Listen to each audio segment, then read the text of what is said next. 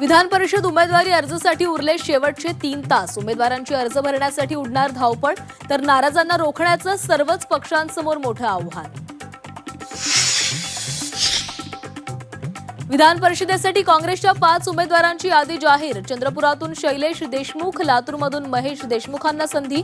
अहिल्यानगर, भंडारा, नागपूरबाबत थोड्याच वेळात निर्णय होणार। विधान परिषदेसाठी भाजपचे 11 उमेदवार जाहीर। अहिल्यानगरमधून प्राजक्त तनपुरेंना संधी, तर वर्धा, चंद्रपूर, गडचिरोलीमधून सुप्रिया सुळे यांचे व्याही। अरुण लखानी यांना उमेदवारी।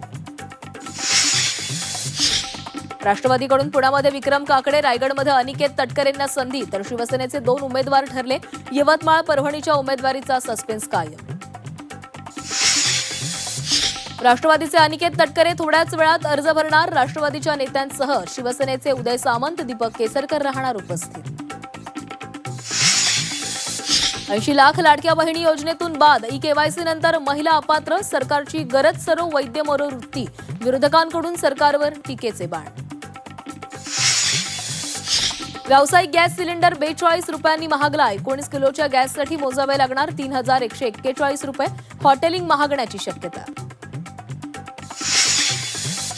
इंधन दरवाढीचा रुग्णवाहिकेच्या सेवेला फटका। रुग्णवाहिकेच्या भाड्यामध्ये 10 ते 20% वाढ। बंधू अशोक खरातच्या बनावट बँक खात्याचा तपास एसआयटी करण्याची शक्यता। समता पतसंस्थेमध्ये खरात नॉमिनीची 100 खाती। बनावट खात्यांवरून 70 कोटींचे व्यवहार।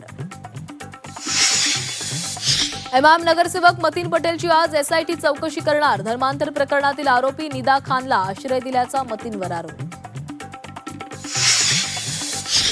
मुंबईमध्ये अटक केलेल्या दहशतवाद्यांचा प्लॅन समोर। वांद्रे गरीबनगर तोडकामाचा बदला घेण्यासाठी आखला होता हल्ल्याचा कट।